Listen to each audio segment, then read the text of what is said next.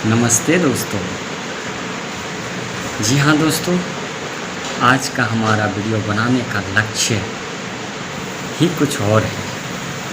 जी हाँ, इस वीडियो का मुख्य नाम है अब आपकी बारी। तो क्या आप आपकी बारी का इंतज़ार करेंगे या लाइन तोड़ करके आगे बढ़ेंगे?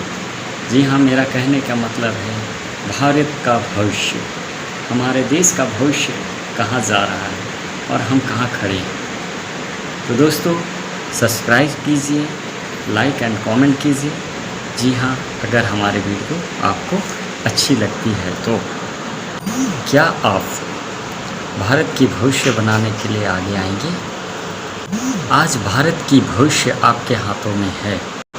जी हाँ, BBC के एक सर्वे के अनुसार 2020 में आज भारत की जनसंख्या 1 अरब 38 करोड़ भारत की जनसंख्या हो चुकी है, जिसमें भारत की गरीबी रेखा की संख्या 77% है। और गवर्नमेंट के आंकड़े के अनुसार अत्यंत गरीब, जो अंत्योदय BPL से भी नीचे आते हैं, उनका परसेंटेज 44% है। यह बहुत ही दयनीय स्थिति है दोस्तों। इस स्थिति के जिम्मेदार कौन? इस स्थिति का जिम्मेदार कौन? उन गरीबों को चाहिए भोजन, कपड़े, एजुकेशन, घर और रोजगार, साथ में स्वास्थ्य सेवा की भी ज़रूरत है। क्या सरकार या हम क्या इन ज़रूरतों को पूरा कर पाते हैं? इन गरीबों की ज़रूरत को पूरा कर पाते हैं? यह मेरा सवाल है आपसे। क्यों? अगर नहीं तो आइए साथ मिलकर कुछ अच्छे कदम उठाएं। आप और हम मिलकर 2 कदम चलें, ताकि उन गरीबों के लिए भी 1 कदम चलना मुनासिब हो जाए। सवाल है गरीबों के भोजन का।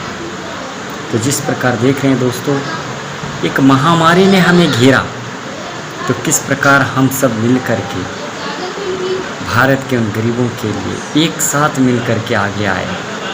जी हाँ, सवाल भोजन का। भोजन किस प्रकार गरीबों के लिए उपलब्ध हो सके। यहाँ गरीबी की ही बात नहीं है दोस्तों। ज़रूरत के समय या मुसीबत की घड़ी में कोई भी अमीर हो, भोजन तो सबको चाहिए। भोजन तो सबको चाहिए, या अमीर हो या गरीब। लेकिन ऐसी स्थिति पैदा हो जाती है जिससे कि हम इस भोजन के आंकड़े को पूरा नहीं कर पाते हैं।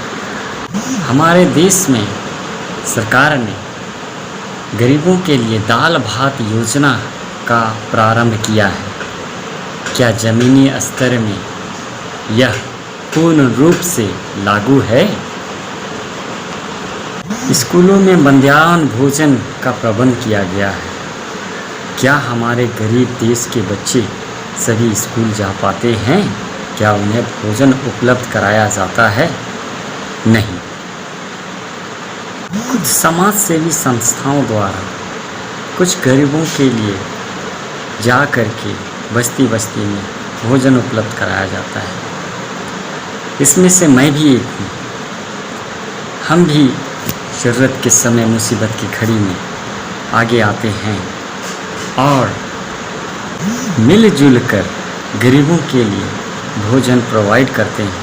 तो एक कदम कॉलोनियों के बाहर में एक फ्रिज रख दे रहे हैं। उस फ्रिज में जो भोजन बच जाता है हमारे खाने के बाद में, उसे ना फेंक करके उसे उस फ्रिज में रख दिया जाता है, ताकि ज़रूरतमंद लोगों के लिए भोजन उपलब्ध हो। यह एक बहुत बड़ा और साहसिक कदम है दोस्तों। क्या आप इसके लिए भी तैयार हैं? क्या हमारी सरकार इसमें कुछ मदद करेगी? क्या राशन कार्ड सरकार ने मुहैया तो कराया है, तो क्या उचित लोगों के लिए राशन कार्ड उपलब्ध है? जी नहीं। जिन्हें ज़रूरत भी नहीं है उनका भी राशन कार्ड बना हुआ है, उन्हें भी राशन मिलता है। तो गरीबों का हक कहाँ जाएगा? आप ही सोचिए। हमारा दूसरा सवाल है एजुकेशन, शिक्षा। क्या हम गरीबों की शिक्षा के लिए कुछ कर पा रहे हैं या नहीं? भारत में बहुत सारे गरीब पैसों की कमी की वजह से पढ़ नहीं पा रहे हैं। जी हाँ, हमारी सरकार ने, भारत सरकार ने सर्व शिक्षा अभियान तो लागू तो किया है, क्या यह भी ज़मीनी स्तर में पूर्ण रूप से लागू है? क्या हमारे गरीब बच्चे उस स्कूल में पढ़ने जाते हैं, सर्व शिक्षा अभियान का लाभ ले पाते हैं? यह सवाल है आपसे। बहुत सारी संस्थाएं एजुकेशन के लिए खुली तो हैं, लेकिन वे पूर्ण रूप से अपने आप को लागू नहीं कर पाती हैं, क्योंकि वहाँ भी पैसों का अभाव, पैसों की कमी हो जाती है और डमाडोल स्थिति में शिक्षक को पेमेंट देना है, बच्चों के लिए अच्छे एजुकेशन के लिए सामग्री खरीदना है, वह सब पॉसिबल नहीं हो पाता है। उनमें से मैं भी एक हूँ जो एक गरीब बच्चों के लिए एजुकेशन स्कूल चलाता हूँ, जिसका नाम है बाल शिक्षा नहीं रहा, लिटिल चाइल्ड एजुकेशन। जी हाँ, उन गरीब बच्चों के लिए है वह स्कूल जिसमें सभी वर्ग के लोग पढ़ते हैं और डोनेशन मात्र से जो सकते हैं डोनेशन देना, वे डोनेशन देते हैं, जो नहीं सकते हैं वे फ्री एजुकेशन पाते हैं। तो क्या आपका कर्तव्य नहीं बनता है कि गली मोहल्ले के गरीब बच्चों के लिए क्या आप थोड़े से पैसे जमा करके उन्हें पढ़ाने के लिए क्या आप डोनेशन नहीं कर सकते हैं? मेरी यह सवाल है अब आपकी बारी में। क्या आप आपकी बारी का इंतज़ार कर रहे हैं? अब भी अपनी बारी का इंतज़ार कर रहे हैं? यूँ कहें तो भारत का साक्षरता दर फाइलों में, जी हाँ फाइलों में 1947 में 18% थी, यानी कि 18%। अब भारत की साक्षरता दर फाइलों के अनुसार, जी हाँ फाइलों के अनुसार 74.4% है, जिसमें पुरुषों की साक्षरता दर 82.14% है। जी हाँ 82.14%। और महिलाओं का साक्षरता दर 65.46% है। महिलाओं का दर सुनिए 65.46% है। लेकिन क्या ये ज़मीनी हकीकत को दर्शाता है? ज़मीनी हकीकत क्या है यह आप खुद जानते हैं। भारत की जनसंख्या के बारे में, साक्षरता दर के बारे में ज़मीनी हकीकत क्या होता है वह खुद आप जानते हैं। तो अब आपकी बारी में, क्या हम इस साक्षरता दर को बढ़ा सकते हैं? क्या हम एक दूसरे की मदद कर सकते हैं? यह आपके हाथों में। हमारा तीसरा सवाल, यूँ कहें तो प्रधानमंत्री के द्वारा 1 अप्रैल 2018 को, जी हाँ 1 अप्रैल 2018 को आयुष्मान भारत का इनॉग्रेशन किया गया, लागू किया गया, जिसमें 5 लाख रुपये का 70 लाख लोगों का जीवन बीमा आयुष्मान भारत के तहत 70 लाख लोगों का मुफ्त में इलाज होना है, जिसमें 5 लाख रुपए तक का इलाज मुफ्त है। तो ज़मीनी हकीकत क्या है यह हम नहीं जानते। कितनों का कार्ड बना, कितनों का नहीं बना। जी हाँ, तो जिनके पास में राशन कार्ड नहीं, उनका तो हमारे ख्याल से आयुष्मान भारत कार्ड भी नहीं बना होगा। तो ये है ज़मीनी हकीकत। ये सीधे बातों में कहें तो सीधा हकीकत सामने आ जाता है। तो क्या हमें इस कदम में कुछ साथ नहीं देना चाहिए? हम सभी को मिल कर के एक नया आयुष्मान भारत का निर्माण नहीं कर सकते हैं? जी हाँ, उन गरीबों के लिए अपने लिए, आपके लिए, हमारे लिए कितनी खुशी मिलती है जब लोग किसी की सेवा करते हैं या आप किसी की सेवा करते हैं। कभी करके देखिए, बहुत ही मज़ा आएगा, आनंद और सुकून मिलेगा, आपकी आत्मा तृप्त हो जाएगी। हमें सरकार से चाहिए कि हम इसमें किस प्रकार मदद कर सकते हैं कि हम जो हमारे पास में दवाई हम खरीदते हैं, मेडिसिन खरीदते हैं, जो बच जाता है तो उस मेडिसिन को भी जमा करके उसे फिर से उन गरीबों के लिए पहुंचाया जा सके। क्या इसके लिए कोई कदम उठाई है भारत सरकार? अरबों खरबों की दवाइयाँ यूं ही व्यर्थ हो जाती है। जी हाँ दोस्तों, अरबों खरबों रुपए की दवाइयाँ यूं ही व्यर्थ हो जाती है।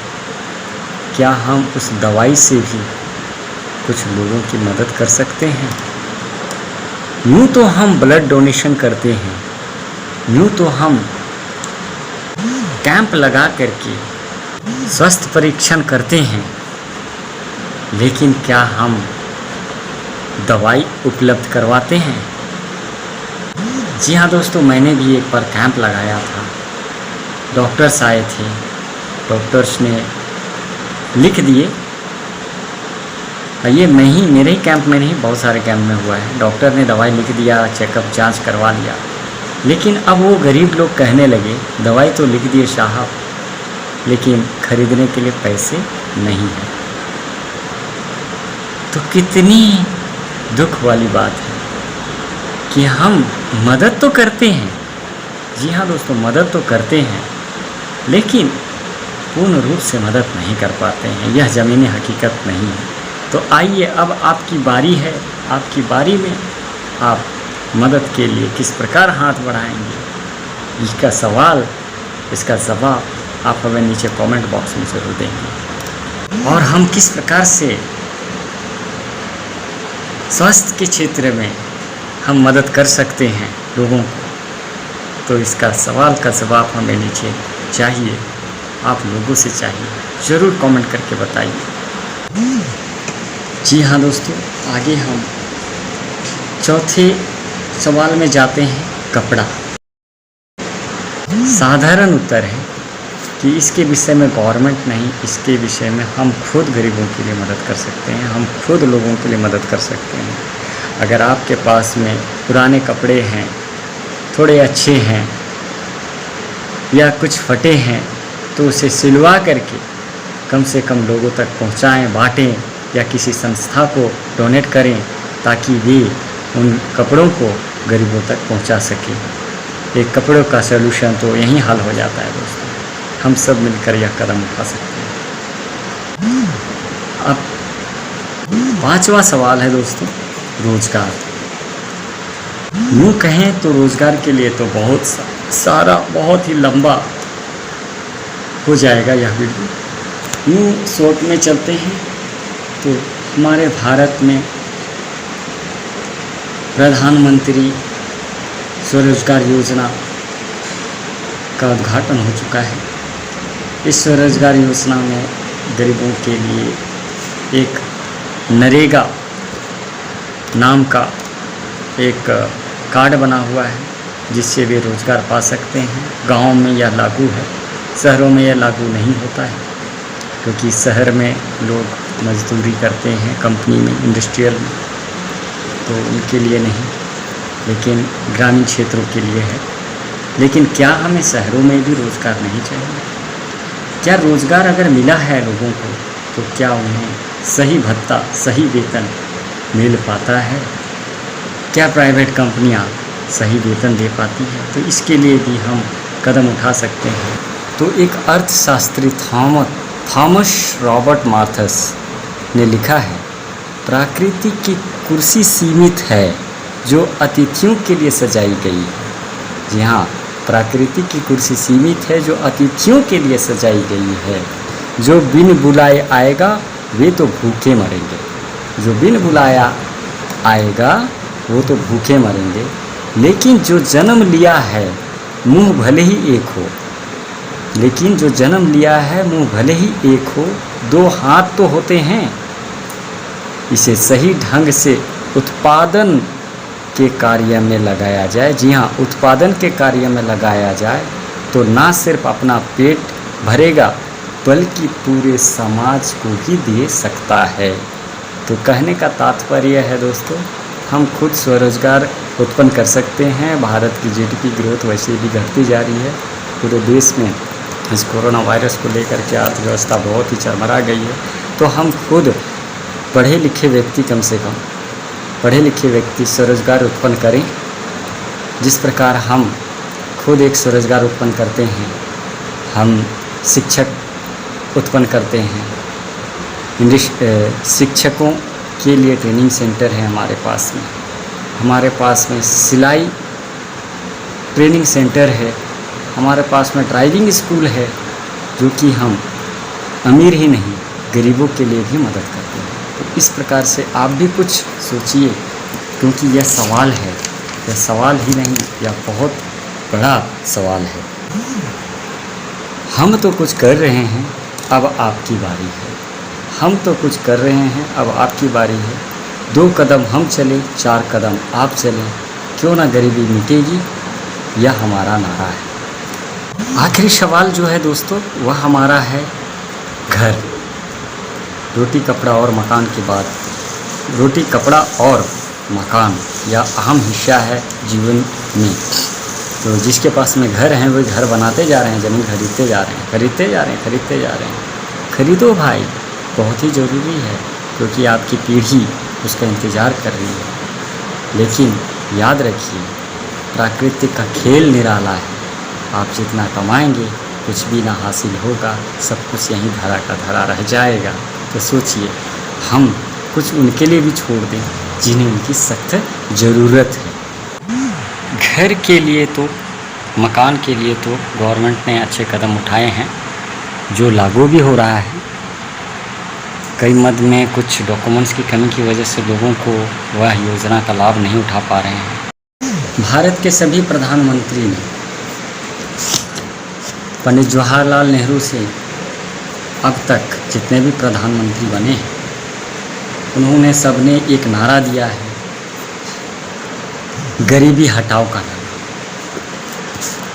तो यह गरीबी ऐसा ना हो कि गरीबी हटाने के बजाय गरीब को ही हटा दिया जाए। तो दोस्तों, सजग रहें, सतर्क रहें, एक दूसरे की मदद करें। हमें इन चीज़ों पर गौर फरमाना चाहिए। गरीबों के लिए ही नहीं, हम सभी के लिए, जीवन में सभी के लिए ज़रूरत है। रोटी कपड़ा मकान, एजुकेशन, स्वास्थ्य, यह सभी बहुत ही ज़रूरी है। जी हाँ दोस्तों, अगर हम इनमें से एक में भी अपना एक हाथ आगे बढ़ा करके उन गरीबों के लिए मदद करते हैं, तो हमारा यह सांसारिक जीवन स्वार्थ हो जाएगा। निस्वार्थ भाव से मदद कीजिए।